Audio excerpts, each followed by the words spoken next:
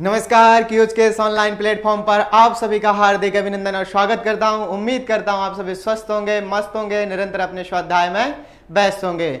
चलिए करते हैं आज की शुरुआत का आगाज आरएएस 2013 के साथ में, जहां पर आपको देखने के मिलेंगे आरएएस 2013 के अंदर जो क्वेश्चंस पूछे गए थे और जो हमारे लिए महत्वपूर्ण है, उससे संबंधित और महत्वपूर्ण तत्व आपको उसके साथ देखने को मिलेंगे। तो एक बार एक मोटिवेशनल लाइन के साथ कि तू हंस तू मुस्कुरा तू रोना कम कर दे, तू हंस तू मुस्कुरा तू रोना कम कर दे, तू जिंदा है तो जिंदगी की नाक में दम कर दे। तो चलिए करें शुरुआत।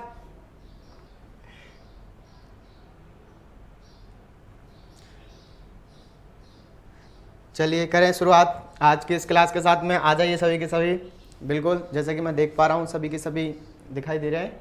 तो पहला क्वेश्चन करूं शुरुआत। पढ़िए पहले क्वेश्चन को ध्यान नाल, क्या कह रहा। तो राजस्थान में पाए जाने वाले खनिजों जैसे जिप्सम, कौन सा, जैसे जिप्सम, रॉक फास्फेट, पायराइट किस निर्माण में आवश्यक है। आपको यह बताना है इनसे क्या बनाया जाता है, ठीक है ना। तो आपको इसके लिए बताना है, जैसे मैं आपको बात करूं चीनी की, तो चीनी में हम जो कच्चे माल के रूप में प्रयुक्त करते हैं गन्ना और चुकंदर, किसको करते हैं, चुकंदर को इसके उपयोग में लाते हैं, ठीक है ना। आपसे बात करूं चुकंदर से, जो श्रीगंगानगर मिल्स शुगर मिल से थी, उसने 1967 के अंदर क्या किया, इससे गन्ने से चुकंदर से चीनी बनाना प्रारंभ किया था, ठीक है ना। वर्तमान में बंद कर दी गई है। आगे बात करूं मैं सीमेंट की, तो सीमेंट उद्योग के लिए आपको कहाँ जाना है, सबसे पहले लाखेरी बूंदी के अंदर, ठीक। और लाखेरी बूंदी के अंदर ये पहली सीमेंट फैक्ट्री क्या की जाती है, स्थापित की जाती है, ठीक है ना।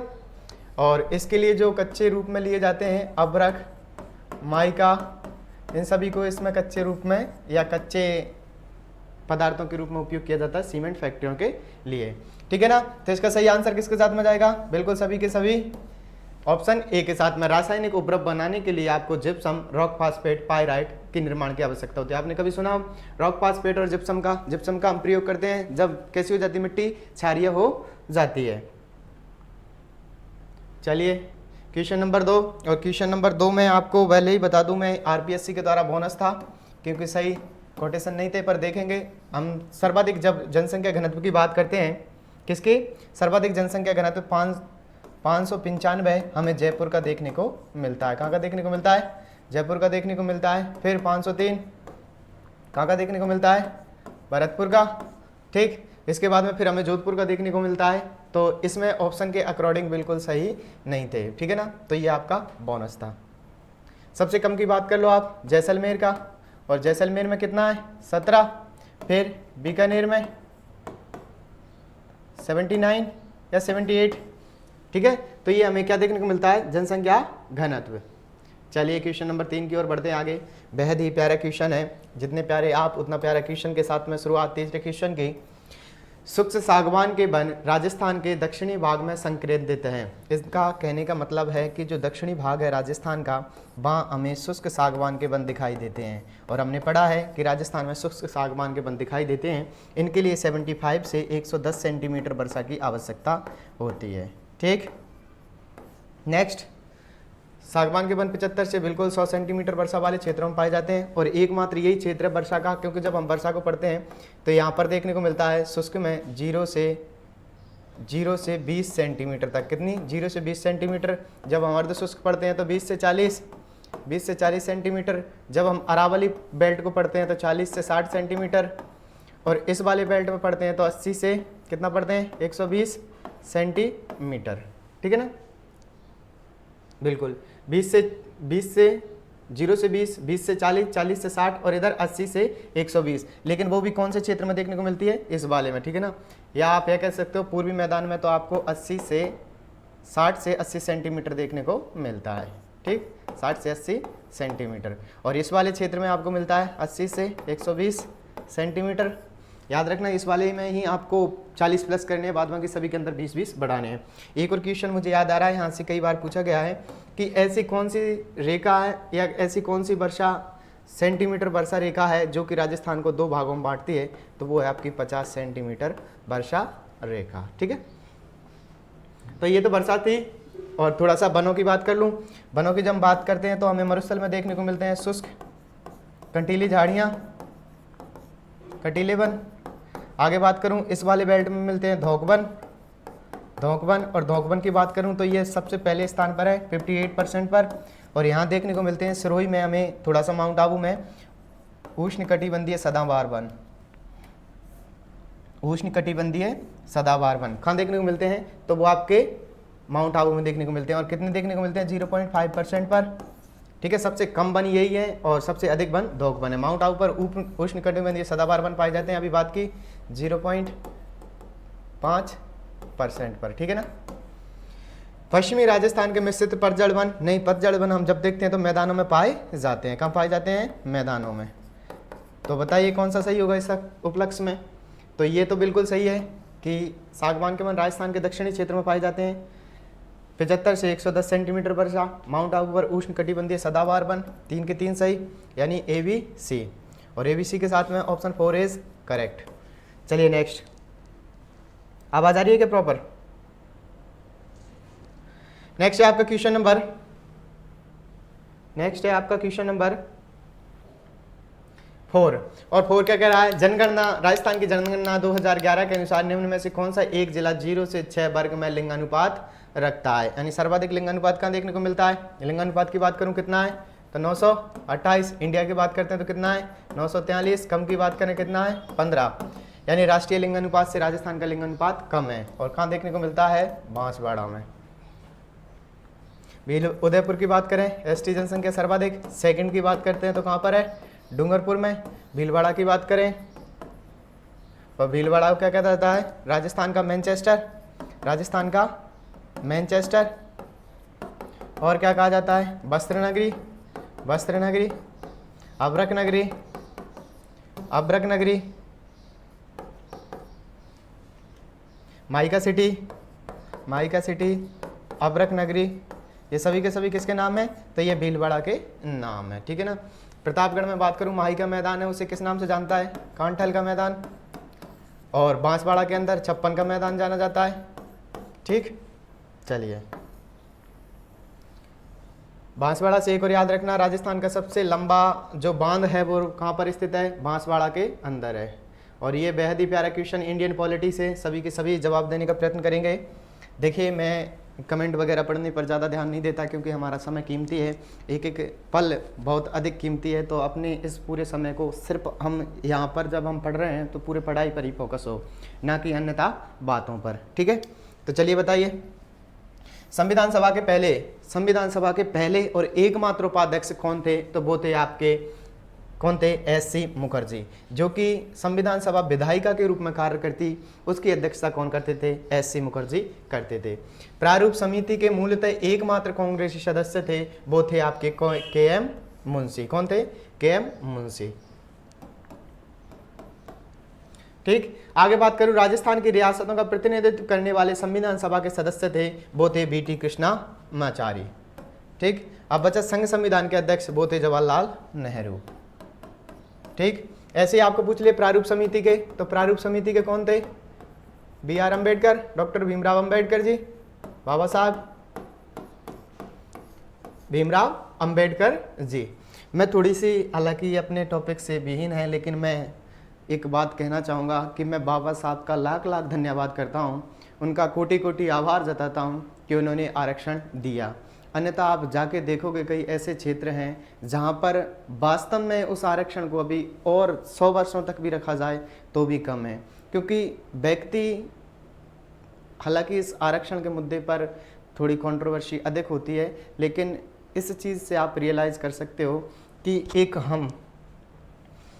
हम यहाँ पर हैं और एक यहाँ पर हैं। अब इन विचारों को यहाँ तक पहुँचने के लिए कितना संघर्ष करना पड़ेगा, और एक वो जाति नाम का जो टैग है, उसे लेकर ये जी रहे हैं, ये बहुत ही बड़ी बात है। फिर भी कुछ लोग बोलते हैं कि आरक्षण सही नहीं है। मैं कुछ मानता हूँ कुछ सीमाओं के अंदर ये सही भी नहीं है, जिसकी वजह से क्या होता है, सही योग्य व्यक्तियों का चयन नहीं हो पाता। लेकिन ये तो देखिए कि वो कितने पिछड़े हुए हैं, वो कितने सालों से इसके लिए संघर्ष कर रहे हैं, तो इनके बराबर आने में समय तो लगेगा। तो जैसे कि आप बात करें डूंगरपुर बांसवाड़ा की, बात करें बारां की, किशनगंज शाहबाद की, तो यहाँ पर वास्तव में आरक्षण की आवश्यकता है। लोगों का जीवन स्तर आगे बढ़ाने के लिए, उनको एक लाइन पर लाने के लिए आरक्षण की आवश्यकता है। हाँ, जब ये दोनों एक लाइन में खड़े हो जाएं, जब ये दोनों एक लाइन में खड़े हो जाएं, तब भले से आप आरक्षण को समाप्त कर सकते हो, लेकिन वास्तव में अभी उनको आरक्षण की आवश्यकता है। हालांकि मुझे इस मामले पर नहीं बोलना चाहिए, पर यह चीज़ बिल्कुल सत्य है और 100% सत्य है। चलिए आ जाते हैं अपना टॉपिक पर। ज्ञानी नहीं बनना, पर जो चीज़ सच है वो सच ही है। चलिए बताइए, तो पहले में 4, बिल्कुल पहले में 4 के साथ ही हमारा ऑप्शन 2 इज करेक्ट। 3, 1, 2। ओके, आवाज आ रही है क्या सभी को? चलिए नेक्स्ट क्वेश्चन है आपका क्वेश्चन नंबर 6। क्वेश्चन नंबर 6 कह रहा है, संविधान के अनुच्छेद 25 के अनुसार धर्म स्वतंत्रता का अधिकार किसके अधीन नहीं है? वो आपको फाउंड आउट करना है, किसके अधीन नहीं है। क्या वो सार्वजनिक व्यवस्था के, मानव स्वास्थ्य के, सदाचार के और मानववाद के? तो जब हम आर्टिकल 25 की बात करते हैं तो उसमें क्या लिखा गया है? धर्म स्वतंत्रता का अधिकार। ठीक है, इससे पहले मैं कुछ और महत्वपूर्ण अनुच्छेदों की बात कर लूँ, जैसे 12 के अंदर क्या लिखा गया है? राज्य शब्द की परिभाषा, और वही परिभाषा कहाँ लिखी गई है? 36 में, यानी राज्य के नीति निर्देशक तत्वों के अंदर। 13 की बात करता हूँ तो न्यायिक पुनरावलोकन को दर्शाता है, ठीक है ना। और एक और महत्वपूर्ण 15, धर्म, मूलवंश, जाति, लिंग, जन्म स्थान के आधार पर क्या नहीं किया जाएगा? भेदभाव। और अनटचेबिलिटी को किसमें किया गया है? 17 के अंदर। अस्पृश्यता निवारण या अस्पृश्यता का जो आर्टिकल है वो कौन सा है? 17, ठीक है। और 16 की बात करें, लोक नियोजन में अफसर की समानता। 18 की बात करते हैं उपाधियों का अंत। 19 में बात करते हैं अभिव्यक्ति की स्वतंत्रता, कितनी प्रकार की हैं? 6, ठीक है ना। आगे बात करूं मैं एक आर्टिकल 21 की, यह शिक्षा के अधिकार से संबंधित है, इसको याद रखना आप विशेषकर। और फिर हम बात करते हैं आगे 32 की, संवैधानिक उपचारों का अधिकार। भीमराव अंबेडकर साहब ने इसे क्या कहा था? संविधान की आत्मा, ठीक है। और आपके जो 33, 34 और जो 35 हैं, इनमें संसद को जो सैन्य है, सैन्य के अधिकारों में कटौती करने का अधिकार है, सैन्यों से संबंधित अधिकार बनाने का प्रावधान है, और ये सभी संसद के पास होंगे। ये हमारे 33, 34, 35 में देखने को मिलते हैं। 36 से 51 तक हम जाते हैं तो क्या देखने को मिलते हैं? राज्य के नीति निर्देशक तत्व, ठीक है ना। और इसमें 36 से 40 में एक तो 40 वाला इंपोर्टेंट है, इसमें क्या लिखा गया है? ग्राम सभा, ग्राम पंचायतों की संरचना को लेकर के। आगे बात करूं मैं आपसे 51, तो इसमें लिखा गया है अंतर्राष्ट्रीय संबंधों के बारे में। एक 48(1) याद रखना आप, 41 ये क्या कहता है? तो जो आपके वैज्ञानिक और कृषि का दृष्टिकोण है उसे बढ़ाने की बात करता है, ये भी बाद में जोड़ा गया था। एक इसमें याद रखना 39 जो सामान्य न्याय और निःशुल्क विधिक सहायता की बात करता है, ठीक है ना। ये कुछ महत्वपूर्ण इंपोर्टेंट थे जिनके बारे में हमने बात की थी। चलिए, तो इसका सही जवाब क्या हो जाएगा? मानववाद। क्या हो जाएगा? मानववाद। नेक्स्ट क्वेश्चन की ओर चलते हैं हम। नेक्स्ट क्वेश्चन है, संविधान के अनुच्छेद 356 से संबंधित निम्न कथनों पर विचार कीजिए। आर्टिकल किसकी बात कर रहा है? 356 किससे संबंधित है? राष्ट्रीय आपात से। किससे? राष्ट्रीय आपात से। तो क्या करना है? कथनों पर विचार करना है और कौन से कथन सही है उनको फाउंड आउट करना है। चलिए बताइए। राज्यों में संवैधानिक तंत्र की विफलता एक वस्तुनिष्ठ यथार्थ है। इस अनुच्छेद के अंतर्गत की गई उद्घोषणा का उच्चतम न्यायालय द्वारा न्यायिक पुनरावलोकन किया जा सकता है। इस उद्घोषणा के साथ ही राज्य विधानसभा भंग की जा सकती है। इस उद्घोषणा का 2 माह के भीतर संसद से क्या लिया जाना चाहिए? अनुमोदन लिया जाना चाहिए। अब बताइए इनमें से कौन सा सही है? बिल्कुल, जब हम बात करते हैं 356 की, तो 356 राज्यों के अंदर लगाया कब जाता है? जब राज्य का संबंधित सीएम है और वो अपने कार्यों के संचालन में क्या हो गया है? असमर्थ हो गया है, उससे राज्य के संचालन सही नहीं हो रहे हैं। संवैधानिक विफलता के नाम पर आप राज्यों के अंदर क्या लगा सकते हो? आप 356 के तहत राष्ट्रीय आपात लगा सकते हो। नेक्स्ट बात करूं मैं इसको लगाने के 2 महीने बाद आपको संसद से अनुमोदन लेना होगा कि इस कानून को हमने लागू किया है, इसके लिए आप दोनों सदनों की अनुमति आवश्यक होगी।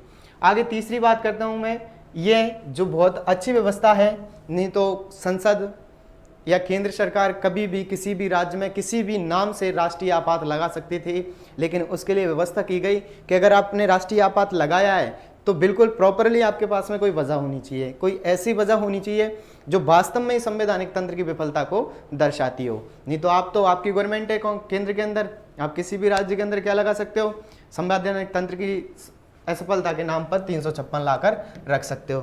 तो फिर ऐसे तो फिर क्या हो गया, संविधान की थोड़ी सी पालना नहीं होगी, और क्या होगा, वो राज्य है बेचारा, उसके तो कुछ चलना है नहीं केंद्र के आगे।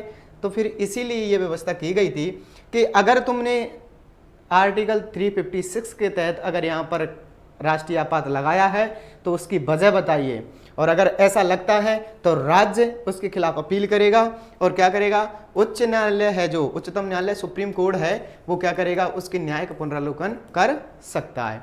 तीसरी बात, इसी के साथ आप उद्घोषणा के साथ राज्य की विधानसभा भंग की जा सकती है, नहीं, विधानसभा को भंग नहीं किया जा सकता है। क्या नहीं किया जा सकता है, विधानसभा को भंग नहीं किया जा सकता है।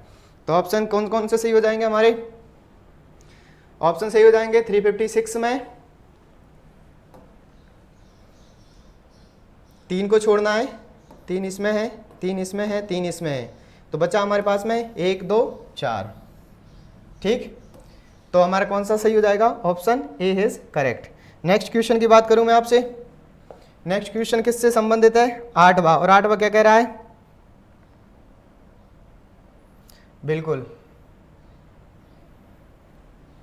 8वां क्या कह रहा है वो हमको बताना है। किसमें, 1 मिनट, 1 मिनट रुकना, इसमें कहीं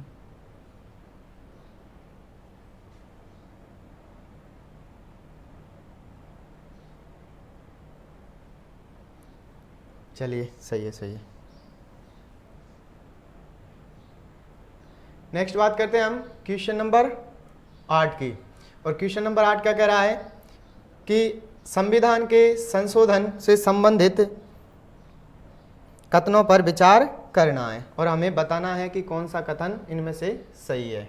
ठीक, 1 मिनट, साफ दिख रहा है क्या, और दिख जाएगा अभी।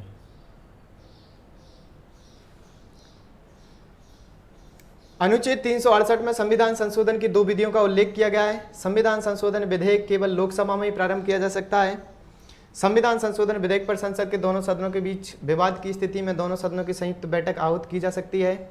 और लास्ट है आपका, राष्ट्रपति संविधान संशोधन विधेयक पर निषेधाधिकार का प्रयोग नहीं कर सकता, यानी वीटो पावर का प्रयोग नहीं कर सकता। देखिए, हम संविधान संशोधन की प्रक्रिया पढ़ते हैं तो इसका उल्लेख कहाँ मिलता है संविधान संशोधन का, तो ये मिलता है आपको, आर्टिकल पूछे तो कौन सा है 368, और लिया कहाँ से गया था, दक्षिण अफ्रीका से। कहाँ से लिया गया था, दक्षिण अफ्रीका से। भाग पूछे तो भाग कौन सा है, भाग है इसका 20, कौन सा, 20वें भाग के अंदर हमें ये उल्लेखित मिलता है। इसमें क्या लिखा गया है, संविधान संशोधन की सिर्फ 2 ही प्रक्रियाओं का उल्लेख किया गया है कि 2 ही प्रकार से आप संविधान में क्या कर सकते हो, संशोधन कर सकते हो। तो अनुच्छेद 368 में संविधान संशोधन की 2 विधियों का उल्लेख है, बिल्कुल 2 विधियों का क्या है, उल्लेख है। संविधान संशोधन विधेयक केवल लोकसभा में प्रारंभ किए जा सकते हैं, नहीं। संविधान संशोधन विधेयक पर संसद के दोनों सदनों के बीच विवाद की स्थिति में दोनों की संयुक्त बैठक आहूत की जा सकती है, नहीं। संयुक्त बैठक आहूत एक तो नई संसद के गठन पर और विधानसभा की नई गठन पर, और एक जो आपका प्रथम वर्ष की प्रथम बैठक होगी उसके अंदर संयुक्त अधिवेशन का प्रावधान रखा गया है। राष्ट्रपति संविधान संशोधन पर निषेधाधिकार का प्रयोग नहीं कर सकता, कर सकता है। तो कौन से सही हो जाएंगे, 1 और 4, क्या हो जाएंगे, 1 और 4। ठीक, बिल्कुल ऑप्शन 2 इज करेक्टेड। चले आगे, याद रखना संविधान संशोधन 368 दक्षिण अफ्रीका भाग 20 और 2 प्रकार की विधियों का उल्लेख है। चलिए बताइए, संविधान के अनुसार निम्न में से क्या शब्द भारत के राष्ट्रपति की शक्ति नहीं है। इनमें से आपको बताना है कि इनमें से कौन सा है जो भारत के राष्ट्रपति की शक्ति नहीं है। शक्ति नहीं है, अध्यादेशों का प्रावधान, इंग्लिश वर्जन पढ़ लो। promulgation of ordinance to consult Supreme Court to send message to House of Parliament to grant pardon, यानी कि क्षमादान करना। तो क्षमादान की तो हम पढ़ते हैं कि क्षमादान की शक्ति तो है। आगे तो इनमें से शक्ति नहीं है वो हमको फाउंड आउट करना है। बताइए तो फटाफट कौन सी नहीं है। तो अध्यादेशों का प्रख्यान करना है, न्यायालय से परामर्श करना है, क्षमादान करना है, संसद के सदनों को क्या है संदेश भेजना। ठीक है ना। ये शब्दश क्या है, शब्दश भारत के राष्ट्रपति की शक्ति नहीं है। चलिए आगे बात करते हैं क्वेश्चन नंबर 10 की। क्वेश्चन नंबर 10 की, और क्वेश्चन नंबर 10 क्या कह रहा है। 15वीं लोकसभा में महिला सदस्यों से संबंधित निम्नलिखित कथनों पर विचार कीजिए। वे लोकसभा के 1/15वीं लोकसभा के बारे में बात कर रहा है। ठीक है ना। हालांकि इतना महत्व नहीं है पर याद रखना, वे लोकसभा के कुल सदस्यों को 10% से कम थी। अधिकतम महिलाएं भारतीय राष्ट्रीय कांग्रेस से थी। राजस्थान से 3 महिलाएं सदस्य निर्वाचित हुई थी और अधिकतम महिलाएं उत्तर प्रदेश से निर्वाचित हुई थी। बताइए कौन सा सही है। ऑप्शन ए, बी और सी और डी आपके समक्ष प्रस्तुत हैं। बताइए फटाफट। बिल्कुल। तो वो लोकसभा के सदस्यों से 10% से कम थी, यह बात गलत है। जबकि सबसे अधिक महिलाओं की बात करें उत्तर प्रदेश से, सबसे कम की बात करें तो सबसे अधिक महिलाएं जिस पार्टी से निर्वाचित हुई थी वो किससे थी, राष्ट्रीय कांग्रेस से। और राजस्थान से महिलाएं थीं जो कितनी थी, 3। यानी कि आपके सामने उत्तर होगा 1 को छोड़ के 3, 2, 3, 4। 3 इज करेक्ट। चलिए नेक्स्ट। यह है राजस्थान सरकार ने राजस्व से भिन्न मामलों के लिए पंचायत स्तर पर किसे लोक सुनवाई अधिकारी के रूप में अधिसूचित किया है। बताइए। मैं बात कर लेता हूं तब तक किसकी। ये सरपंच और वार्ड पंच, ये दोनों के दोनों कैसे निर्वाचित होते हैं, प्रत्यक्ष। और जबकि उप सरपंच होता है वो कैसे होता है, उप सरपंच होता है अप्रत्यक्ष। कैसे होता है, अप्रत्यक्ष निर्वाचित होता है। ठीक है।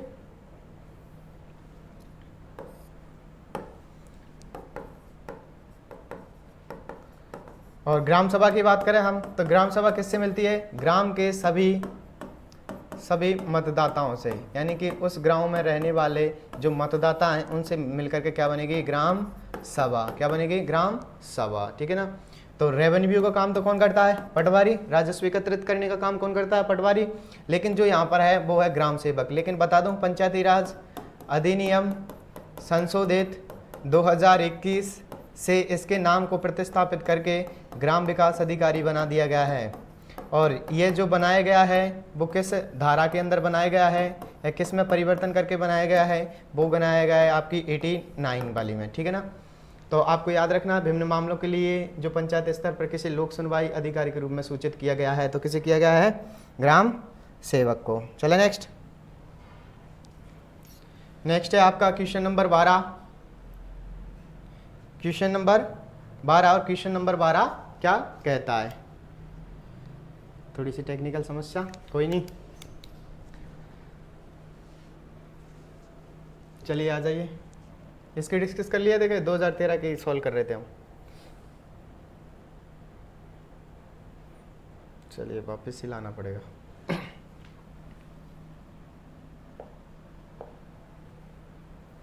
और सब बढ़िया।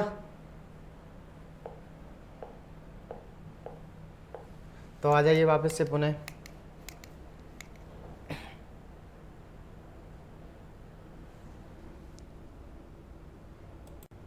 तो चलिए क्वेश्चन नंबर 12 क्या कहता है। क्वेश्चन नंबर 12 है राजस्थान में ग्राम सभा बनती है। राजस्थान में जो ग्राम सभा है वो किस किस से मिलकर के बनती है, आपको बताना है।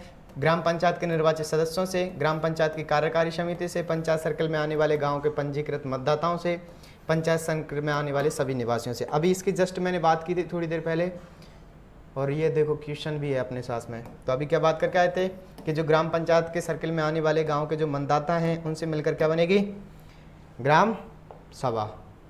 चलिए क्वेश्चन नंबर आपके सामने है 13। बाद एवं उस बाद में उच्चतम न्यायालय की व्यवस्था के त्रुटिपूर्ण युग्म को पहचानिए इनमें से कौन सा युग में त्रुटिपूर्ण है। इंदिरा साहनीवाद की जब हम बात करते हैं तो ये अन्य पिछड़ा वर्ग के लिए चिकनी परत यानी क्रीम लेयर से संबंधित था। ओबीसी के अंदर दो आते हैं, एक ओबीसी और एक नॉन क्रीम लेयर और एक क्रीम लेयर, ठीक है ना, इन दोनों का प्रावधान। तो बिल्कुल इंदिरा साहनीवाद का जो संबंध था वो अन्य पिछड़ा वर्ग के लिए चिकनी परत से संबंधित था। नेक्स्ट आप बात करूं, ओबीसी के लिए जो आरक्षण के लिए काम किया था वो बीपी मंडल ने भी किया था। किसने किया था? बीपी मंडल। ठीक, आगे बात करूं विशाखावाद, अपने कार्यस्थल पर उन उत्पीड़न से कामकाजी महिलाओं का संरक्षण। इसकी हमने बात की थी पिछली कक्षा में, पूछा गया था कि 39D के अंदर ये क्या किया गया है? प्रावधान। और विशाखावाद बनाम राजस्थान सरकार संबंधित है। ठीक, आगे है मेनका गांधीवाद, अनुच्छेद 14, 19, 21 परस्पर अपवर्जी नहीं है। ठीक, बेला बनर्जीवाद, विदेश यात्रा का अधिकार दैहिक स्वतंत्रता का भाग है। बेला बनर्जीवाद में ये कहा गया था कि जो आपका दैनिक कौन सा दैहिक स्वतंत्रता का अधिकार है उसी के तहत आपको विदेश अधिकार का भी अधिकार प्राप्त है। ठीक है ना, तो ये आपके जीवन जीने के अधिकार के अंतर्गत आता है। तो जो मेनका गांधीवाद था वो इससे संबंधित नहीं था। चलिए नेक्स्ट चलते हैं। नेक्स्ट है आपका क्वेश्चन नंबर 14 और क्वेश्चन नंबर 14 में क्या दे रखा है कि आगामी तीन प्रश्नों में प्रत्येक में 2 वक्तव्य हैं, कथन 1 व कारण R। इन दोनों को वक्तव्यों को सावधानीपूर्वक परीक्षण कीजिए तथा निम्नांकित कूटों का प्रयोग करते हुए सही उत्तर का चयन कीजिए। ठीक है, किसका उपयोग करना है? सही उत्तर का चयन करना है। चलिए तो बताइए, पहले 14वें को करते हैं। महिलाएं, दलित, निर्धन एवं अल्पसंख्यक समूह भारत में लोकतंत्र के सबसे बड़े दावेदार हैं। बिल्कुल, महिलाएं, दलित, अल्पसंख्यक और निर्धन ये सभी भारत में लोकतंत्र के सबसे बड़े दावेदार हैं, क्योंकि भारत में लोकतंत्र अधिक आत्मसम्मान की कामना का वाहक बनकर उभरा है। तो बिल्कुल ए और आर दोनों सही है, ए और आर सही है और व्याख्या भी क्या है? सही है। तो ए आर दोनों सही है, तो ऑप्शन ए। चलिए क्वेश्चन नंबर 15 को पढ़ते हैं। भारत में जातियों का राजनीतिकरण हो रहा है। आज की जो राजनीतिकरण का दौर चल रहा है वो राजनीतिकरण में क्या दिखाई दे रहा है? हमें राजनीतिकरण में क्या दिखाई दे रहा है? भारत में राजनीतिकरण हो रहा है। और किसको लेकर के? जातियों को लेकर के राजनीतिकरण हमें देखने को मिलती है। ठीक है, आगे बात करूं, भारतीय राजनीति में जातिवाद बढ़ता जा रहा है। बिल्कुल, ये निरंतर अपनी चरम सीमाओं को पार करते हुए आगे की ओर बढ़ता जा रहा है। आवाज आ रही है अब? हाँ, तो किसकी बात कर रहे थे हम? भारतीय राजनीति में जातिवाद बढ़ता जा रहा है। बिल्कुल बढ़ता जा रहा है, लेकिन भारत में राजनीतिकरण हो रहा है क्योंकि भारत में राजनीतिवाद बढ़ता जा रहा है। ये दोनों सही नहीं है, यानी कि व्याख्या नहीं कर रहा है। तो ये यार दोनों है तो सही, लेकिन व्याख्या नहीं कर रहा, तो ऑप्शन बी। आगे क्वेश्चन नंबर 16, भारत का राष्ट्रपति परोक्ष निर्वाचित होता है, यानी president of India elected indirectly. ठीक है ना, परोक्ष का मतलब क्या होता है? इनडायरेक्टली, यानी कि अप्रत्यक्ष। भारत में संसदीय प्रणाली को गणतंत्रवाद के साथ जोड़ा गया है। तो भारत में जो संसदीय प्रणाली है उसे गणतंत्र के साथ जोड़ा गया है। तो बिल्कुल, जब हम भारत के राष्ट्रपति की बात करते हैं तो अप्रत्यक्ष निर्वाचित होते हैं। इन्हें संसद के जो हमारे निर्वाचित सदस्य हैं उनके द्वारा, विधानसभा के निर्वाचित सदस्यों के द्वारा, और तीसरा हम बात करते हैं किनकी, जो हमारे केंद्र शासित प्रदेश हैं उनके निर्वाचित सदस्यों के द्वारा, दिल्ली, पांडेचेरी के अलावा के द्वारा क्या किया जाता है? इनको निर्वाचित किया जाता है। तो क्या है? बिल्कुल सही है, बिल्कुल। तो ये इसकी सही व्याख्या भी कर रहा है क्या? फिर आगे की ओर बढ़े हम। बिल्कुल, परोक्ष यानी इनडायरेक्टली है, लेकिन भारतीय संसद प्रणाली को गणतंत्र के साथ जोड़ा गया है। बिल्कुल, भारतीय जो संसद प्रणाली है उसे गणतंत्र के साथ जोड़ा गया है। और गणतंत्र का सबसे अच्छा उदाहरण क्या है? कि राष्ट्रपति यहाँ का वंशानुगत नहीं होता। क्या नहीं होता? वंशानुगत नहीं होता। जो राष्ट्र का प्रमुख है वो वंशानुगत नहीं होता। तो ए और आर दोनों सही है और व्याख्या भी कर रहा है, यानी ऑप्शन ए। तो चलिए देखते हैं कथन कारणों को। पहले में कौन सा था? ए आर दोनों सही है और आर ए की व्याख्या कर रहा है, यानी 14वें में ए आर दोनों सत्य है परंतु आर ए की व्याख्या नहीं कर रहा। 15वें में बी। और 16वें की बात करते हैं तो ए और आर दोनों सत्य हैं और आर ए की सही व्याख्या कर रहा है, यानी इसमें भी ए। 16 में ए, 14 में ए, 15 में बी। तो ऐसे ही 3 क्वेश्चंस इसी से रिलेटेड दिए गए थे। चलिए नेक्स्ट क्वेश्चन की तरफ। नेक्स्ट क्वेश्चन है आपका क्वेश्चन नंबर 17 और 17 है राज्यपाल से। राज्यपाल अपना पद ग्रहण करने से पूर्व शपथ या प्रतिज्ञान करेगा। शपथ या प्रतिज्ञान का प्रारूप भारतीय संविधान की 3री अनुसूची में है। ये हमें बताना है कि इनमें से कौन सा सही है। और मैं आपके लिए जानकारी के लिए बता देता हूँ, फिर उसके बाद में बात करेंगे कि ये आपको बोनस था RPSC के द्वारा। ठीक है, तो जब हम राज्यपाल की बात करते हैं तो राज्यपाल की क्या बात करते हैं कि राज्यपाल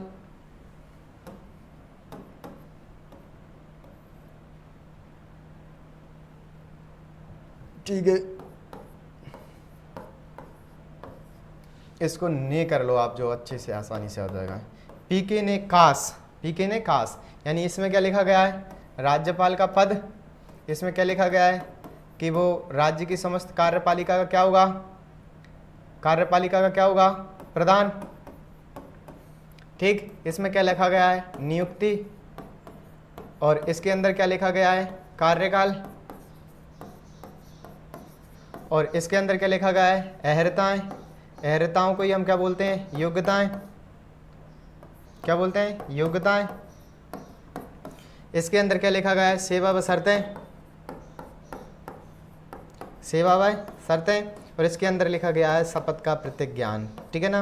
अब आर्टिकल की बात करते हैं, कौन कौन से आर्टिकल के अंदर हमें ये देखने को मिलता है। तो चलिए शपथ की बात करते हैं तो 169, सेवा शर्तों की बात करते हैं तो 158, अहर्ताओं की बात करते हैं तो 157, कार्यकाल की बात करते हैं तो 156, नियुक्ति की बात करते हैं 155, कार्यपालिका की बात करते हैं तो 154 और पद की बात करते हैं तो 153। और एक और याद रख लेना 161, ये क्षमादान से संबंधित है। 164 में ये क्या करेंगे, CM को नियुक्त करेंगे, वो भी कौन, विधानसभा में बहुमत प्राप्त दल का नेता होगा उसे। ठीक है, आगे बात करूँ 167 में CM से ये सूचना मांग सकते हैं, किसकी, शासन संबंधित कार्यों की। और CM का भी क्या होगा, कर्तव्य कि वो उनको क्या करवाएं, सूचना उपलब्ध करवाएं। ठीक है, आगे 168 में जब हम विधानमंडल पढ़ते हैं तो विधानमंडल में क्या लिखा गया है कि विधानसभा, विधान परिषद प्लस राज्यपाल भी इसका अभिन्न अंग होगा। 166 की बात करें तो 166 में क्या लिखा गया है कि राज्य के शासन संबंधित सभी कार्य किसके नाम से किए जाएंगे, तो वो किसके नाम से किए जाएंगे, राज्यपाल के नाम से। ठीक है ना, राज्यपाल के नाम से किए जाएंगे। आगे बात करूं 169, ये किसको लेकर के, विधान परिषद के किसकी 2 बातें लिखी गई हैं कि आप गठन और उत्साधन दोनों कर सकते हो। क्या कर सकते हो, गठन और उत्साधन दोनों कर सकते हो। 170 की बात करता हूँ तो इसमें क्या लिखा गया है, विधानसभा को लेकर के। ठीक है ना, तो ये राज्यपाल से संबंधित कुछ महत्वपूर्ण तथ्य थे, इनको आपके सामने रखा। ठीक है, चलिए तो नेक्स्ट क्वेश्चन की तरफ चलते हैं। और इनके लिए हमने बात कर ही ली थी, इनको नियुक्ति कौन करवाता है, नियुक्ति राष्ट्रपति के द्वारा की जाती है। ठीक है ना, इनका कार्यकाल राष्ट्रपति के प्रसाद पर्यंत तक होता है, लेकिन सामान्यतः 5 वर्षों में। अहर्ता भारत का नागरिक होना चाहिए। ठीक है ना, और किसी भी लाभ के पद पर धारण नहीं करना चाहिए। सेवाओं की बात करें तो ये क्या करेगा, राज्य के लिए सेवाएं देगा, राज्य का प्रथम नागरिक कहलाएगा। शर्तों की बात करें, शर्तों के साथ में एक और जो आपका राज्य भवन है उसका क्या होगा, साथ में हकदार होगा। शपथ कौन दिलाता है, उच्च न्यायालय के मुख्य न्यायाधीश या अन्य न्यायाधीश या वरिष्ठ न्यायाधीश, उनकी अनुपस्थिति होगी जब। ठीक है ना, चलिए तो नेक्स्ट क्वेश्चन की तरफ चलते हैं हम। क्वेश्चन नंबर है आपके सामने 18। 17 तक आ गए थे क्या, एक सेकेंड,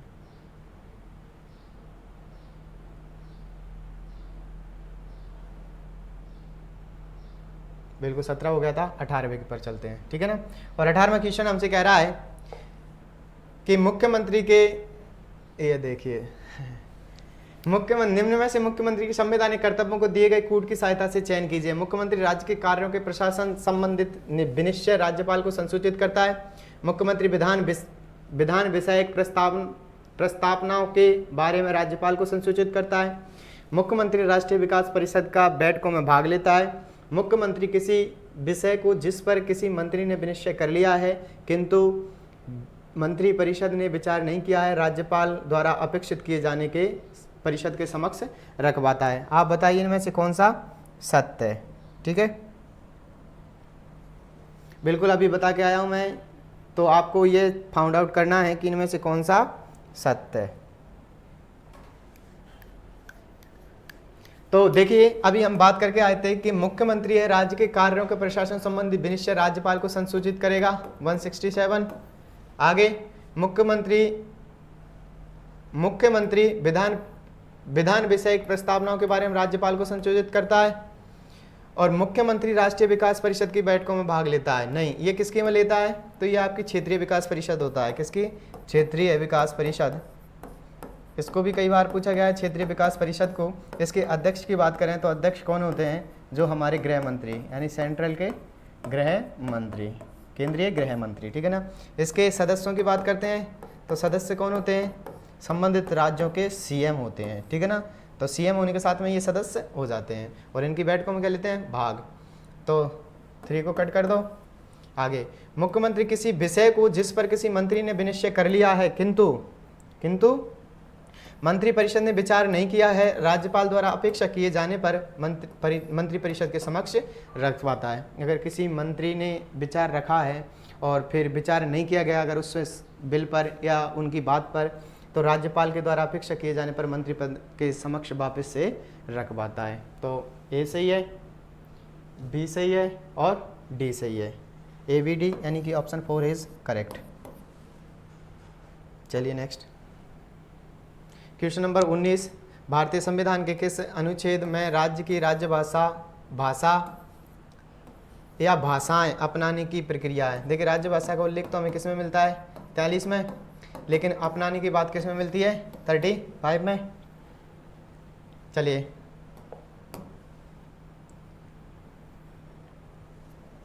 आपके सामने क्वेश्चन नंबर 20, बिल्कुल 20 है आपके सामने, और सूची 1 को सूची 2 के साथ में चयन करना है और नीचे दिए गए प्रावधानों के बारे में बताना है कि इनमें से कौन सा सही सुमेलित, क्या पूछा है? नीचे का सही उत्तर का चयन करना है कि इनमें से कौन सा सही उत्तर है, यानी कि मैचिंग कराना है। देखिए हम 226 की बात करते हैं तो इसमें माफ़ करना, हाईकोर्ट को कुछ रिट निकाली या हाईकोर्ट को रिट की शक्ति किस में प्राप्त है? आर्टिकल 226 के अंदर। 215 की बात करते हैं तो इसमें कहा गया कि उच्च न्यायालय एक अभिलेखीय न्यायालय होगा, यानी इसके सभी किसको फैसलों को लिखा जाएगा और जो फैसले लिखे गए हैं अधीनस्थ न्यायालय को उनके वो मानने होंगे। अगर वो नहीं मानते हैं तो ये न्यायालय की अवमानना मानी जाएगी, ठीक है। चलिए आगे बात करूं मैं 222, और 222 कहता है कि किसी न्यायालय का एक उच्च न्यायालय से दूसरे न्यायालय में अंतरण, यानी कोई न्यायाधीश है उसका क्या है? एक न्यायालय से दूसरे न्यायालय में भेजना, तो किसके तहत? 222 के तहत। बचा 227, और 227 प्रावधान कर रहा है कि सभी न्यायालयों के अधीक्षण की शक्ति, सभी न्यायालयों के अधीक्षण की शक्ति। तो देखिए 1 में 4, फिर 2 में 1, 3 में 3 और डी में 2, मिलाइए 4 1 3 2, 4 1 3 2। Option A is correct.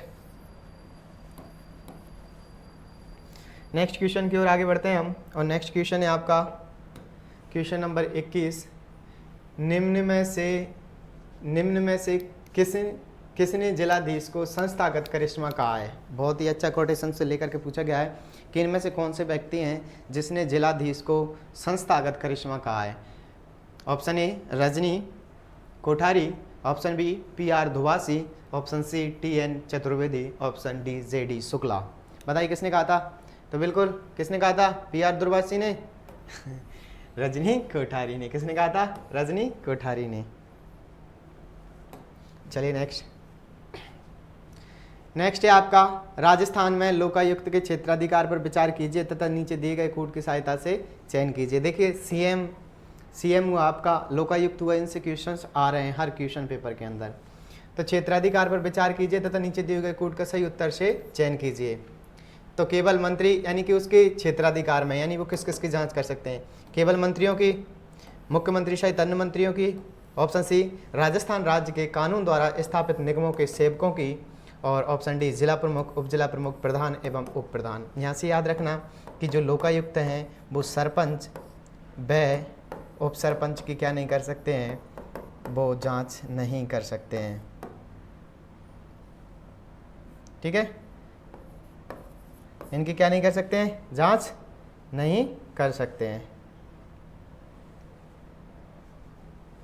इतना आपको याद रखना है। तो वो जिला प्रमुख, उप जिला प्रमुख, प्रधान एवं उप प्रधान की जांच कर सकते हैं, बिल्कुल कर सकते हैं। Option D. राजस्थान राज्य के कानून द्वारा स्थापित निगमों के सेवकों की जांच कर सकते हैं, बिल्कुल कर सकते हैं। मंत्रियों की जांच कर सकते हैं, लेकिन मुख्यमंत्री सहित अन्य मंत्रियों की जांच नहीं कर सकते, यानी ए सी डी। कौन सा सही हो जाएगा, ए सी डी, बिल्कुल ऑप्शन 3 इज करेक्टेड। चलिए नेक्स्ट क्वेश्चन की ओर आगे बढ़ते हैं। नेक्स्ट क्वेश्चन है आपका 23, और 23 क्या कह रहा है, राज्य निर्वाचन आयोग के निम्न कार्यों पर विचार कीजिए, नीचे दिए गए कोड का प्रयोग करते हुए सही उत्तर का चयन कीजिए। आपको बताना है कि इनमें से कौन से काम हैं जो राज्य निर्वाचन आयोग के हैं। बताइए, क्या राज्य निर्वाचन आयोग भारत राज्य के पंचायतों एवं नगर पालिकाओं के चुनावों के लिए मतदाता सूचियों को तैयार करता है, राज्य की ग्राम पंचायतों एवं नगर पालिका के लिए निर्वाचन करवाता है, राज्यपाल के निर्देशन के अनुसार पंचायतों एवं नगर पालिकाओं के अतिरिक्त अन्य निकायों के लिए चुनाव निर्वाचन करवाता है, भारत के निर्वाचन आयोग द्वारा सौंपे गए मतदाता सूचियों को तैयार करने का निर्वाचन करने का कार्य करता है। बताइए कौन सा सही है। तो जब हम राज्य निर्वाचन आयोग की बात करते हैं तो राज्य निर्वाचन आयोग का काम है 243 के तहत कि जो ग्राम पंचायत है उनका निर्वाचन करवाना, उनकी मतदाता सूचियों को तैयार करना, इसके अतिरिक्त इसका कोई भी काम नहीं है। बात करूं इसके निर्वाचन आयोग को लेकर के तो ये संवैधानिक संस्था है, एक सदस्यीय आयोग है, संविधान के अंदर इसका उल्लेख देखने को मिलता है। वर्तमान में मधुकर गुप्ता हैं जो राज्य निर्वाचन आयोग के अध्यक्ष हैं। तो बिल्कुल राज्यों के नगर पालिका व चुनावों के लिए मतदाता सूचियाँ तैयार करता है, राज्यों की पंचायत एवं नगर पालिकाओं के लिए निर्वाचन करवाता है, बिल्कुल करवाता है। लेकिन ये दोनों नहीं है कि राज्यपाल निर्देशन में पंचायत नगर पालिकाओं के लिए अलावा किसी और के चुनाव करवा सकें, ये नहीं करवाता। भारत के निर्वाचन आयोग द्वारा सौंपी गई मतदाता सूचियों को तैयार करने का निर्वाचन करवाता है, नहीं करवाता, यानी ऑप्शन ए और बी। तो ऑप्शन ए सही। चलिए नेक्स्ट क्वेश्चन की तरफ। नेक्स्ट क्वेश्चन है आपका 24, और 24 क्या कह रहा है, 24 कह रहा है निम्न में से किस मामले में राज्य लोक सेवा आयोग से परामर्श नहीं लिया जाता है। तो सिविल सेवा के लिए भर्ती की पद्धति पर, सिविल सेवाओं की नियुक्ति में अनुसरण किए जाने वाले सिद्धांतों पर, सिविल सेवाओं में प्रोन्नति एवं एक सेवा से दूसरी सेवा में अंतरण के लिए अनुसरण के सिद्धांतों पर, सिविल सेवाओं के स्थानांतरण पर। इनमें से आपको बताना है आरपीएससी किस पर नहीं देता है, यानी अपनी जो परामर्श है किस विषय में आरपीएससी परामर्श नहीं ले सकते हैं। तो बिल्कुल जब भी हम बात करते हैं सिविल सेवाओं की भर्ती से संबंधित तो परामर्श लिए जाते हैं, सिविल सेवाओं की नियुक्ति में अनुसरण किए जाने वाले सिद्धांतों पर परामर्श लेते हैं, सिविल सेवाओं में प्रोन्नति व एक सेवा से दूसरी सेवा में अंतरण के लिए क्या लेते हैं, अनुसरण किए जाने वाले सिद्धांतों पर परामर्श लेते हैं। आगे बात करूं सिविल सेवाओं के स्थानांतरण पर, उनके ट्रांसफ़र पर इनसे कोई परामर्श नहीं लिया जाता है। तो ऑप्शन डी इज करेक्ट कि ये इनसे परामर्श के दायरे के अंदर नहीं आता। मैं बात करूं नेक्स्ट क्वेश्चन, और नेक्स्ट क्वेश्चन है आपके सामने 25, और 25 बहुत ही अच्छा क्वेश्चन है। बताइए कि निम्न में से राजस्थान में अफोर्डेबल हाउसिंग पॉलिसी 2009 के बारे में सही नहीं है, हालांकि इतना ज़रूरी नहीं है पर फिर बताइए 25 क्या कहता है। तो 25 कह रहा है कि निम्न में से कौन सा राजस्थान के अफोर्डेबल हाउसिंग पॉलिसी कि 2009 के बारे में सही नहीं है, हालांकि ये हमारे लिए इतना इम्पोर्टेंट है नहीं, पर फिर भी चलिए चलते हैं आगे की ओर बढ़ते हुए। देखिए इस नीति में केवल शहरी क्षेत्रों को रखा गया था, बिल्कुल रखा गया था। नीति की क्रियान्वित संबंधित निर्णयों पर नगरीय विकास एवं आवासन मंत्री की अध्यक्षता में गठित शक्ति प्राप्त समिति का गठन है, और लक्षित मकानों में 40% राजस्थान आवासन मंडल एवं बचे हुए मकान सरकारी निजी भागीदारी स्थानीय निकायों से निर्मित होंगे। लेकिन इसमें 5 सालों में 1 लाख मकान निर्माण का लक्ष्य रखा गया, ये सही नहीं है। तो ऑप्शन ए इज इनकरेक्टेड। चलिए नेक्स्ट क्वेश्चन की तरफ। नेक्स्ट क्वेश्चन है 26, और 26 क्या कह रहा है, निम्न में से कौन सा एक राज्य मानवाधिकार आयोग का कार्य नहीं है। मानवाधिकार के उल्लंघनों की स्वेच्छा से जांच करना, बिल्कुल इसके पास में 2 अधिकार होते हैं, ये स्वेच्छा से भी जांच कर सकते हैं और किसी की शिकायत के बाद में भी जांच कर सकते हैं, ठीक है। किसी जेल का औचक निरीक्षण करना, बिल्कुल किसी भी जेल के अंदर जाकर के ये उसका निरीक्षण कर सकते हैं कि उनकी दशाएं कैसी हैं, मानवोचित दशाएं उचित हैं या नहीं है। मानव अधिकारों की सुरक्षा का पुनर्विलोकन करना, बिल्कुल कर सकते हैं, लेकिन मानव अधिकारों को उल्लंघन करने वालों को सजा, ये सजा नहीं देते हैं, ठीक है। तो ऑप्शन डी करेक्ट हो जाएगा। 27 की बात करूं मैं, 27 में क्या है, 27 में है निम्न में से कौन सा आर्थिक वृद्धि का परिचायक है। वर्ष के दौरान स्थिर कीमतों पर राष्ट्रीय आय में वृद्धि, वास्तविक प्रति व्यक्ति आय में सुस्थिर वृद्धि, किसी अवधि में चालित कीमतों पर राष्ट्रीय आय में वृद्धि, और जनसंख्या में वृद्धि के साथ राष्ट्रीय आय में वृद्धि। बताइए कौन सा सही है, किसको लेकर के, आर्थिक वृद्धि को। देखिए आर्थिक वृद्धि तभी मानी जाती है जब प्रति व्यक्ति आय क्या हो, अच्छी हो, और वो भी सुस्थिर हो, यानी कि स्थिर हो। ऐसा नहीं कि आज प्रति व्यक्ति आय अधिक है और कल से बिल्कुल नीचे है, यानी प्रति व्यक्ति आय अधिक हो और स्थिर हो, ठीक है ना, उसको ही क्या माना जाता है, आर्थिक वृद्धि का परिचायक माना जाता है, ठीक है। तो ऑप्शन 2 इस हिसाब से कौन सा हो जाएगा, वास्तविक प्रति व्यक्ति आय में सुस्थिर वृद्धि, ठीक। नेक्स्ट क्वेश्चन की बात करता हूं मैं, 28 और 28 है भारतीय शेयर बाजार में उतार चढ़ाव का कारण है, यानी भारतीय जो बाजार है उसमें उतार चढ़ाव के कारण क्या है, शेयर बाजार के, ठीक है ना। तो देखिए इसके कारण है विदेशी कोषों का अंतःप्रवाह और बाह्य प्रवाह, विदेशी पूंजी बाजारों में उच्चावन, मौद्रिक नीति के में परिवर्तन। बताइए इनमें से कौन कौन से हैं जो उतार चढ़ाव का कारण है। देखिए भारतीय शेयर बाजार में जो उतार चढ़ाव होते हैं वो विदेशी कोषों का अंतःप्रवाह और बाह्य प्रवाह है, इन दोनों का प्रभाव भी हमें शेयर मार्केट में देखने को मिलता है। विदेशी पूंजी बाजारों में उच्चावन, अगर विदेशी के जो पूंजी बाजार हैं अगर उसके अंदर हमें उछाल देखने को मिलेगी तो भी क्या, शेयर मार्केट में उतार चढ़ाव होगा। और मौद्रिक नीति के परिवर्तन पर, आप अपनी मौद्रिक नीति को लेकर के परिवर्तित करते हैं तो भी शेयर मार्केट में क्या होता है, उतार चढ़ाव दिखाई देता है। तो शेयर बाजार के संबंध में तीनों की तीनों कथन क्या है, सत्य है। चलिए 29 की तरफ, 29 है राजकोषीय घाटे से। देखिए ये रिपीटेड क्वेश्चन है फिर से। राजकोषीय घाटे से तात्पर्य है कुल व्यय, राजस्व प्राप्तियां प्लस ऋणों की वसूली, विनिवेश से प्राप्तियां। कुल व्यय, कुल प्राप्तियां, कुल व्यय राजस्व प्राप्तियां प्लस विनिवेश से प्राप्तियां, कुल व्यय और विनिवेश से प्राप्तियां। फटाफट बताइए इससे क्या आशय है।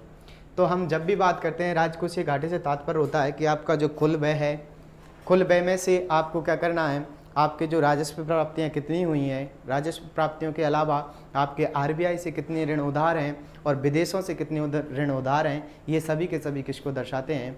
तो ये सभी के सभी किसको दर्शाते हैं, कुल व्यय को। कुल व्यय में से किसको, राजस्व प्राप्तियों को उठाना है, और राजस्व प्राप्तियों में क्या जोड़ना है, आरबीआई से प्राप्त ऋणों को प्लस विदेशों से आय को जोड़ा जाता है, ठीक है ना। तो कुल व्यय में राजकोषीय घाटे से तात्पर्य है कुल व्यय में से राजस्व प्राप्तियां प्लस ऋणों की वसूली और विनिवेश से प्राप्तियां, इन सभी के सभी को किस में देखा जाता है, राजकोषीय घाटे में। देखिए ये कुछ मायने नहीं है, वर्ष 2012-13 के अनुमानों पर किए जाने वाले सीमित बजट का प्रावधान किया गया था। ये हमारे लिए कोई मायने नहीं है पर फिर भी याद रखना, सकल घरेलू उत्पाद का 2% तक। नेक्स्ट बात करें हम कि 31 और 31 में कहा गया है भारत में मुद्रास्फीति को मापा जाता है थोक मूल्य सूचकांक के द्वारा, शहरी हाथ में काम करने वाले कर्मकों हेतु उपभोक्ता मूल्य सूचकांक द्वारा, खेती और श्रमिकों के लिए उपभोक्ता मूल्य सूचकांक, राष्ट्रीय आय स्फीति कारक। फटाफट बताइए कि किसके द्वारा मुद्रास्फीति को मापा जाता है। बिल्कुल मुद्रास्फीति को मापने का काम किसके द्वारा किया जाता है। तो देखिए मुद्रास्फीति को आपको मापना है तो राष्ट्रीय आय स्फीति कारक के कारण नहीं माप सकते, खेती और श्रमिकों के लिए उपभोक्ता मूल्य सूचकांक नहीं कर सकते, शहरी हाथ से काम न करने वाले कर्मकों का उपभोक्ता मूल्य सूचकांक के द्वारा नहीं कर सकते, लेकिन थोक मूल्य सूचकांक के द्वारा कर सकते हैं। इसका आधार वर्ष 1999 से 2000 रखा गया था और प्रत्येक 100 वस्तुओं पर इसका मूल्य निकाला जाता है। चलिए निम्नलिखित योजनाओं में से भारत में उच्चतम वृद्धि दर किस योजना में रही है, 8वीं योजना में, 10वीं योजना में, 9वीं योजना में और 11वीं योजना में। बताइए किस में रही है। तो किस में देखी थी हमने, 11वीं योजना में। 33 है समर्थित मूल्य पर खाद्यान्नों की सार्वजनिक खरीद सुनिश्चित करती है। खरीद समर्थन मूल्य पर हमने इसकी पहले भी बात कर ली कि समर्थन मूल्य है जो आपका समर्थन मूल्य क्या होगा, समर्थन मूल्य क्या होगा, आपकी C2 लागतों से अधिक होगा। क्या होगा? C2 लागतों से अधिक होगा। आगे कृषि मूल्यों में स्थिरता पर, कृषकों को प्रेरणादायक मूल्य पर, सार्वजनिक वितरण के खाद्यान्नों के भंडारण पर। ये आपको बताना है समर्थित मूल्यों पर खाद्यान्नों की सार्वजनिक खरीद नीति सुनिश्चित करती है। जो खरीद नीति है वो किन किन बातों को सुनिश्चित करती है? तो बिल्कुल कृषि मूल्यों में स्थिरता को सुनिश्चित करती है, कृषकों को प्रेरणादायक मूल्य के लिए सुनिश्चित करती है, सार्वजनिक वितरण के लिए खाद्यान्नों का भंडारण इसके लिए भी सुनिश्चित करती है, यानी ऑप्शन 3 इज करेक्टेड। चलिए नेक्स्ट बात करते हैं हम 34 की, और 34 है वैश्विक बाजार नीति 2009-14 का लक्ष्य है। इनमें से कौन सा लक्ष्य है जो 2014? तो वैश्विक व्यापार में भारत का अंश 2020 तक दुगना करना है, बिल्कुल रखा गया था। 2000 प्रति व्यक्ति आय निर्यात में 25% वृद्धि बिल्कुल है। 2014 में भारत की वस्तु सेवाओं के निर्यात को दुगना करना है, यानी कि 1 2 3 के साथ 4। चलिए नेक्स्ट क्वेश्चन की तरफ। नेक्स्ट क्वेश्चन है आपका 35वां नंबर, मानव विकास सूचकांक से लेकर के ह्यूमन डेवलपमेंट मानव विकास सूचकांक एक संयुक्त सूचकांक है। किसका सूचकांक है वो आपको बताना है। बिल्कुल, तो पोषण संबंधित स्थिति, जीवन की गुणवत्ता, प्रति व्यक्ति आय, सकल घरेलू उत्पाद। आगे है निर्धनता, जीवन प्रत्याशा, शैक्षिक उपलब्धि, जीवन प्रत्याशा, शैक्षिक उपलब्धि, प्रति व्यक्ति सकल घरेलू उत्पाद, और मुद्रास्फीति, बेरोजगारी, प्रति व्यक्ति सकल घरेलू उत्पाद। देखिए हम बात करते हैं पोषण संबंधित, जीवन की गुणवत्ता एवं प्रति व्यक्ति, ये तो है कि प्रति व्यक्ति सकल घरेलू उत्पाद है। और फिर आगे हम बात करें जीवन प्रत्याशा का भी उल्लेख मिलता है, लेकिन निर्धनता जैसा शब्द उपयोग नहीं किया गया है। तो इसका सही आंसर होगा आपका क्वेश्चन ऑप्शन 3, जीवन प्रत्याशा, शैक्षिक उपलब्धि और प्रति व्यक्ति सकल घरेलू उत्पाद। किसका? मानव विकास सूचकांक का एक संयुक्त सूचकांक है। क्वेश्चन नंबर 36, और क्वेश्चन नंबर 36 क्या कह रहा है? निम्न में से कौन सी समिति भारत में निर्धनता अनुमानों से संबंधित रही है? ठीक है ना। तो सुरेश तेंदुलकर समिति के बारे में पढ़ते हैं। ये प्रति व्यक्ति आय को दर्शाने के लिए की जाती है। तो यहाँ पर जो आरपीएससी था उसके द्वारा आपको एक और फ्री एड दी गई थी, ठीक है ना, बोनस दिया गया था। नेक्स्ट बात करें क्वेश्चन नंबर 37, और 37 क्या कह रहा है? 2011 में राजकोषीय घाटे का सकल घरेलू उत्पाद में अनुपात था, हालांकि हमारे काम का नहीं है पर फिर भी देखते चलेंगे कितना था। तो 0 पॉइंट। नेक्स्ट क्वेश्चन नंबर 38 सुमिलित कीजिए। सरकारी नीतियां हैं और ये कब कौन से वर्ष में आई थी? बताइए फटाफट कौन से सॉरी क्वेश्चन नंबर 40। चलिए और छोटा कर देता हूँ। बताइए, आप बताइए। सूचना तकनीकी नीति कब आई थी? सूचना तकनीकी नीति कब आई थी? और खनिज नीति कब आई थी? हॉस्टल नीति कब आई थी? और औद्योगिक निवेश प्रोत्साहन नीति कब आई थी? मैं सूचना नीति की बात करूं तो कब आई थी? ये तकनीकी नीति के, तो सूचना तकनीकी नीति आई थी 2000 के अंदर। कब आई थी? 2000 के अंदर। और खनिज नीति आई थी आपके 2011 में। आपसे मैं बात करूं जो हॉस्टल नीति थी वो 2006 के अंदर आई थी, और ये आई थी आपके औद्योगिक निवेश प्रोत्साहन नीति 2010 में। Option 3 is corrected, sorry 2 is corrected, 3 तो पहले ही करेक्टेड था। चलिए 39, राजस्थान में खरीफ फसलों में मूंगफली, तिल, सोयाबीन तथा अरंडी शामिल हैं। राजस्थान में रबी तिलहनों में राई, सरसों, तारा मीरा, अलसी शामिल हैं। अब बताना है इनमें से कौन से सही हैं या कौन से गलत हैं। तो हमें सही फाउंड आउट करना है, बताइए। तो जब हम खरीफ फसलों की बात करते हैं तो तिलहनों में, किसमें? खरीफ तिलहनों में मूंगफली से तेल निकाला जाता है, तिल से तेल, सोयाबीन से तेल और अरंडी से तेल निकाला जाता है, और तीनों के तीनों किसमें है? खरीफ फसलों में। राजस्थान रबी तिलहनों में राई से तेल निकालते हैं, सरसों से निकालते हैं, तारा मीरा से निकालते हैं, अलसी से निकालते हैं, यानी ए बी दोनों सही हो जाएंगे। नेक्स्ट बात करूँ 40वें, और 40 में क्या कहा गया है?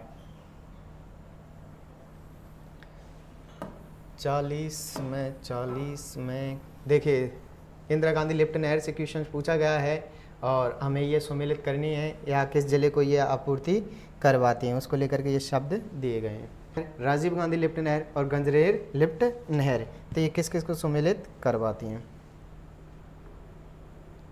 तो कमरसेन लिफ्ट नहर करणी सिंह कमरसेन बिल्कुल बीकानेर को करवाती है, सही है।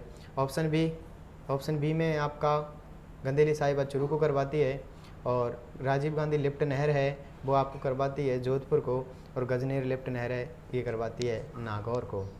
तो बिल्कुल कौन सा सही हो जाएगा? 1 में 4 है, 3, बी में 3, सी में 2, डी में 1। ऑप्शन 3 इज करेक्टेड, ठीक है। आगे चलते हैं हम। आगे आपका क्वेश्चन नंबर 41, और क्वेश्चन नंबर 41 दिया गया है राजस्थान के इतिहास। राजस्थान निम्नलिखित युद्ध राजस्थान इतिहास में सीमा चिन्ह है, यानी कि निम्नलिखित युद्ध राजस्थान इतिहास में सीमा चिन्ह हैं। इन युद्धों को सही तिथि क्रम में रखते हुए उत्तर का चयन करना है कि कौन सा युद्ध कब हुआ था, ठीक है ना। बटनेर का, हल्दी घाटी का, खानवा का और गिरी सुमेल का। खानवा की बात करते हैं तो कब हुआ था? 1527, गिरी सुमेल 1544, हल्दी घाटी का 1576। तो अब बताइए इनमें से सही तिथि क्रम को रखते हुए उत्तर का चयन कीजिए, यानी कि सबसे पहले कौन सा हमें देखने को मिलता है। तो पहले में बटनेर का हुआ था, अब मुझे एग्जैक्ट डेट याद नहीं आ रही इसकी, पर याद रखना सबसे पहले बटनेर का हुआ था। बटनेर के बाद में आपका हुआ था खानवा का, खानवा के बाद में हुआ था ग्रीष्मेल का, और फिर हुआ था हल्दी घाटी का। यानी बी के बाद में ए नहीं आएगा, बी ए सी डी, ठीक। Option A is corrected. Question number 42, British दबाव के कारण मेवाड़ प्रशासन ने बिजोलिया आंदोलन से 1922 में समझौता किया, क्योंकि बिजोलिया जागीरदार ने 1922 के समझौते की भावनाओं को मानने से इनकार कर दिया था। बताइए इनमें से कौन सा सही है? देखिए, ब्रिटिश दबाव के कारण मेवाड़ प्रशासन ने बिजोलिया आंदोलन से 1922 में समझौता किया था। बिल्कुल, ब्रिटिश दबाव के कारण मेवाड़ का जो प्रशासन था उस पर प्रशासन बनाया जाता है कि आप क्या कीजिए, बिजोलिया आंदोलन से समझौता कर लीजिए। 1922 में ये समझौता हुआ। बिजोलिया जागीरदार 1922 के समझौते की भावनाओं को मानने से इनकार कर दिया। तो ये भी सही है कि उन्होंने उनकी जो भावनाएं थी उनको मानने से इनकार कर दिया, लेकिन ये इसकी सही व्याख्या नहीं कर रहा है। तो हम ऑप्शन 2 के साथ में चलिए। नेक्स्ट है आपका क्वेश्चन नंबर 43, और 43 कह रहा है राजस्थान में पर्यटन विभाग द्वारा मेले और उत्सवों का आयोजन किया जाता है, और कौन सा कहाँ पर देखने को निम्नलिखित का आयोजन किया जाता है। कैलेंडर वर्ष के अनुसार उनका वर्ष निर्धारण करना है, यानी किस महीने में कौन सा हमें देखने को मिलता है।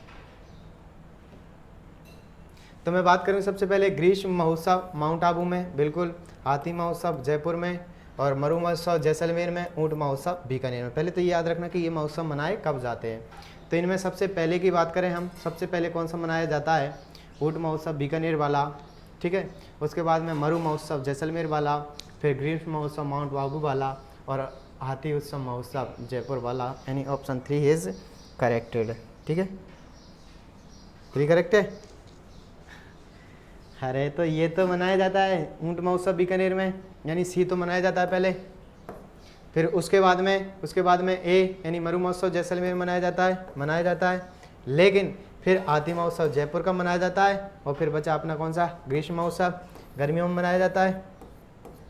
ये गर्मियों के अंदर मनाया जाता है, मार्च अप्रैल के समथिंग, ठीक है ना। तो चलिए एक और अच्छा, मुंडियारी ख्यात का विषय है सिरोही के चौहान, मेवाड़ के सिसोदिया, बूंदी के हाड़ा, मारवाड़ के राठौर। बताइए कौन सा है? मुंडियार ख्यात का जो विषय है वो थे मारवाड़ के राठौर। कौन थे? मारवाड़ के राठौर। नेक्स्ट क्वेश्चन है आपके सामने 45, चुंप नामक आभूषण कहाँ पहना जाता है? देखिए यहाँ पर चुंपा नहीं था, ये चूंप होता है। चूंप होता है आपके हाथ में, अंगुली में, नाक में या दांत में। देखिए एक होता है चौंप, कौन सा होता है? चौंप।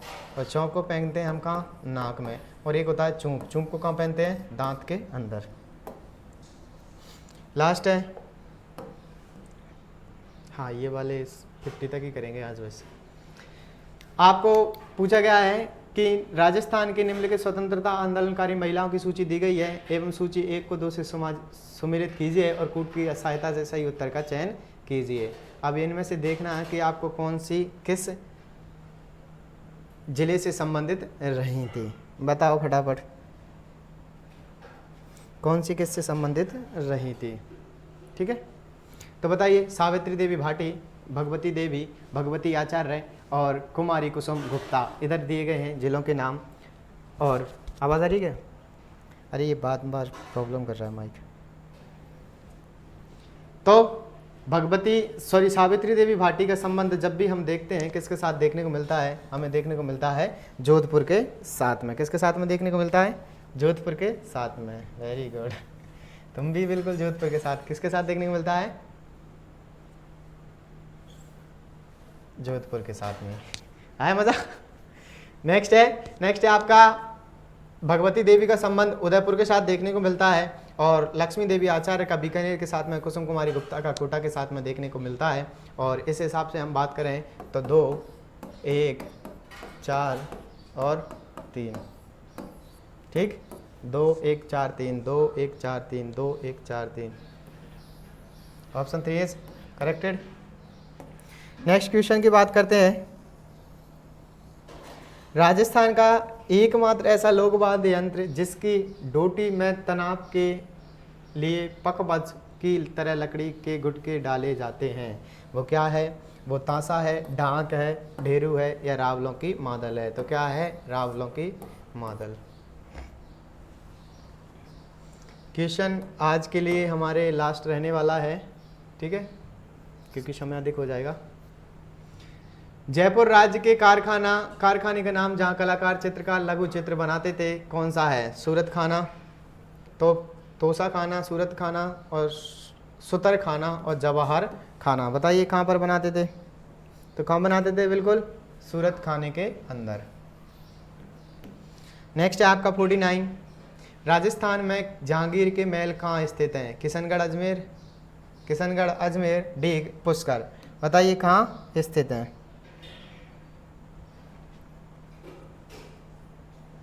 बिल्कुल कहाँ स्थित हैं? तो हम जहांगीर के महलों की बात करें तो कहाँ स्थित हैं? पुष्कर, अजमेर के अंदर। नेक्स्ट है आपका क्वेश्चन नंबर 50 और क्वेश्चन नंबर 50 है निम्नलिखित में से राजस्थान रत्न 2013 सम्मानित व्यक्तियों की कौन सी सूची सुमेलित है? और ये हमें कोई मतलब नहीं है 2013 से, पर फिर भी तुम अगर याद रखना चाहो तो मैं बता दूं। स्वर्गीय गौरी देवी, स्वर्गीय कैलाश सांकला, पंडित राम नारायण और स्वर्गीय नरेंद्र सिंह, यानी ऑप्शन 2 इज करेक्ट। हो गया क्या 50? तो ये हमारा था 50वां क्वेश्चन। चलो इसको सही कर लो, कौन सा हो गया?